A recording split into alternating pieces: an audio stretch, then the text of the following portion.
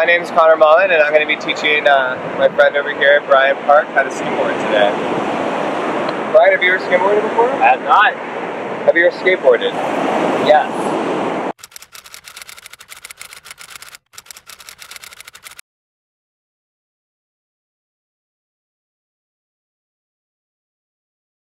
Skimboarding.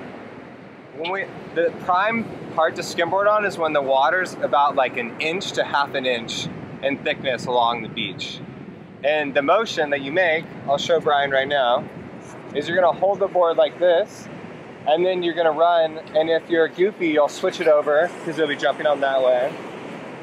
So you're gonna be running and getting a good amount of speed, and then you're gonna put the board down, and you're gonna jump with it. So kind of like jumping on a skateboard. So it's very key that you lock your feet when you jump on it, because if you don't, then you'll probably fall on your face. But let me see you do that motion.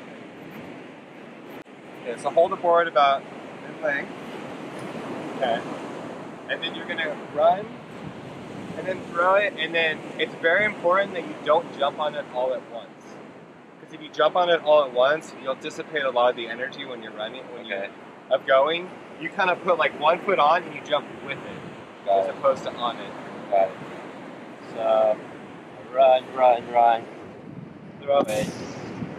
And then jump on it and with it. There we go.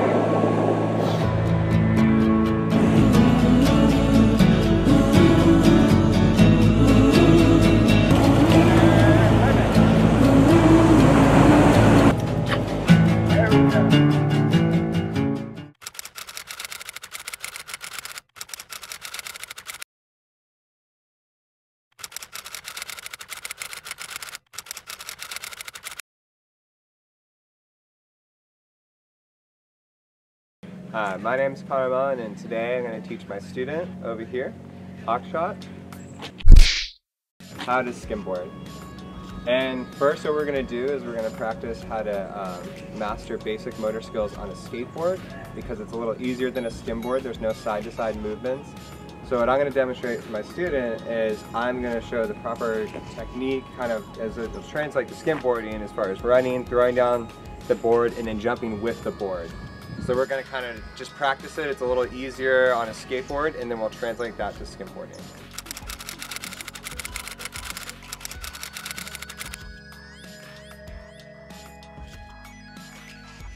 You ever skateboarded before? Yes. Okay, good. That'll make it easier. And are you goofy or regular? I'm goofy. Okay, so you're going to be standing on this way and throwing it. We're going to do this kind of motion, go it down, and then jump on with the board. I'll throw one more time, go, throw it, jump with the board. Okay. Good. All right. Hold it like this. Yeah.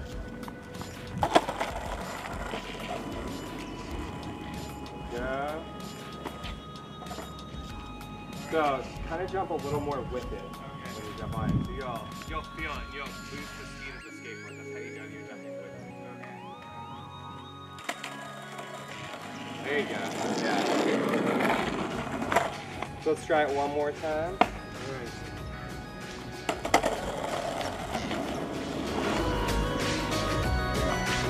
Excellent. Now let's go down to the beach and we'll try with the skimboard.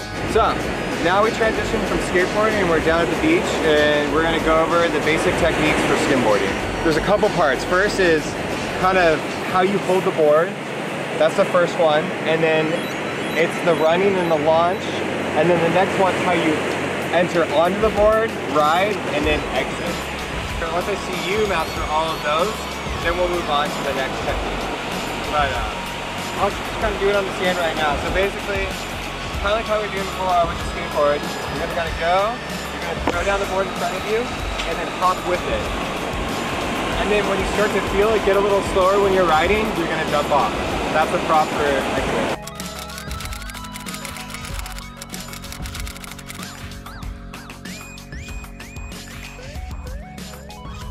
So I'll show you really quick on here.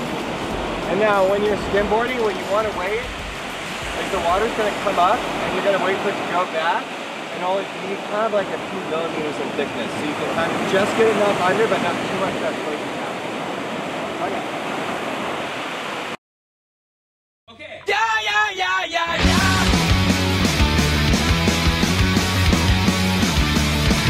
Day after day, your whole life's a wreck. The powers that be just breathe down your neck. You get no respect, you get no relief. You gotta speak up and yell out your grief. Kind of like that, yeah. Just enough to stabilize.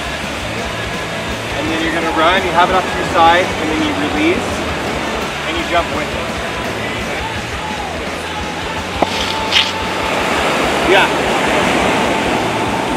So it's good at, like, when you land, you can have one foot after another, but it's best to have kind of both feet land with it, where you're kind of going, and then you're kind of just going into it. So let's see it one more time. Here's what you say, you try being cool. You feel like a lie. You play by the rules, now bet you to try. So back up your rules, back up your charges. Take the night and be to stay alive. Leave me alone, not asking a lot. Just don't wanna be controlled. That's all I want. So one thing I noticed was when Akshay would jump on, he would kind of place his feet on the side. What you want to put it in the middle to distribute the weight evenly on the board, and then also just to throw. So we're practicing right now, just kind of like just throwing it and running with it. So we're going to do that a couple more times until you're comfortable, and then go to the next stage of actually getting on it. Take the night and be to stay alive. Leave me alone, not asking a lot. Just don't wanna be controlled. That's all I want. That's all I want. That's all I want. Yeah.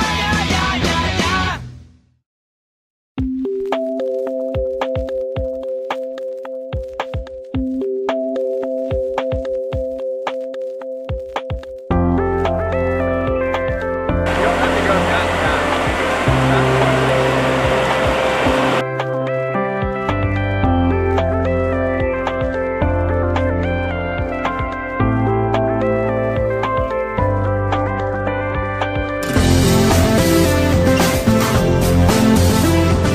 Akshay did a great job out there, just really kind of hung in how to throw the board, how to land on it, and then how to get off. And right now what we're going to do is we're going to ramp it up, and I'm going to show how to do a pop shove it. I believe in you.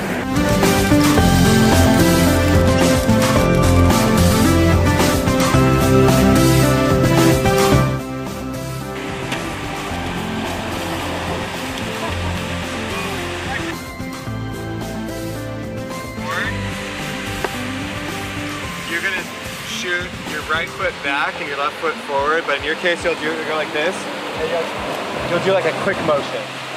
So it's a controlled spin, and it's really quick, and the same force going each way to do the 180, and then you'll be looking down and you'll kind of time it. You'll get a feel for what is right as far as how much to rotate.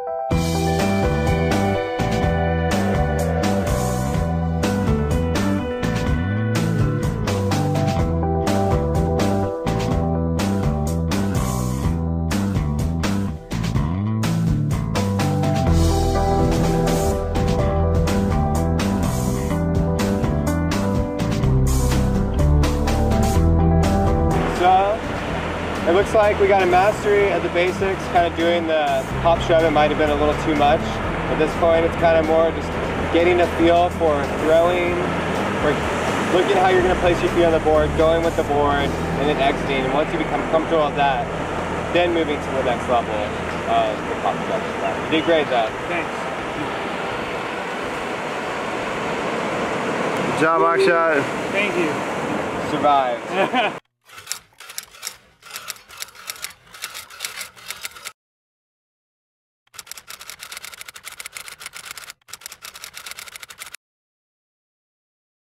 Okay, so strength of my lesson plan is the constructivist approach as far as active learning, and it really engages the learner as we're out there, and I can give immediate feedback on them as they're skimboarding.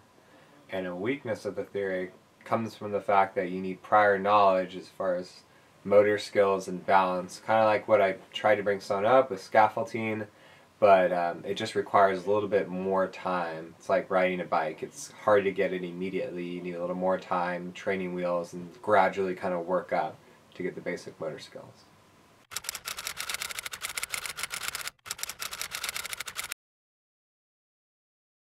The prior experiences, knowledge, and skills that help the student for the lesson come from anything that has to do with a board sport like snowboarding, wakeboarding, surfing, or skateboarding, as far as just the general balance of being on a board that's moving. So if the student that I had been on a skateboard before, so he kind of got that down, even though it's quite a transition because there's side-to-side movement on the skimboard.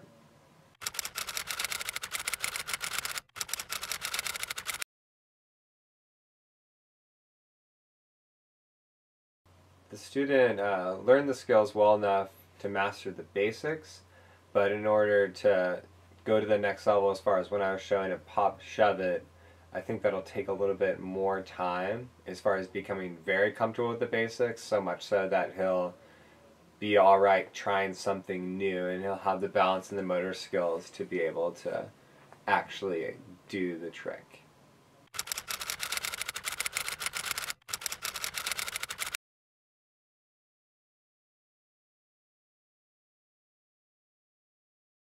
The elements of practice that need to change in the lesson to improve the students gaining the actual knowledge are additional scaffolding.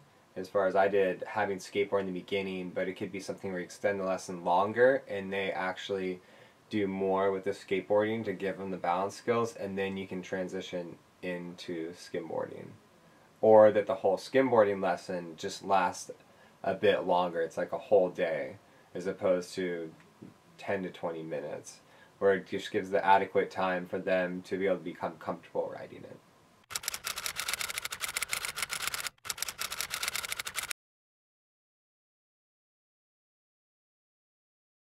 The theoretical perspectives on learning help me understand my practices and the techniques that I used when I came back and recreated the video, because I was able to kind of analyze the old ones, see what techniques I used, what worked, what didn't work, and in this new one supplement it with additional techniques, such as actually using scaffolding more and not just asking them if they've skateboarded, but actually doing the skateboarding so I can see and know and give them a little bit to work off of.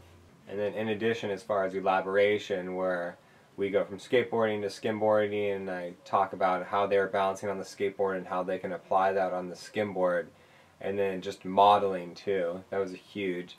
In my old video I did it, but in this one just giving them a better look at how to throw it, really watching their technique when they drop the skimboard, when they jump on it, the foot placement, watching that and seeing how that actually changed how they learned. It was really interesting.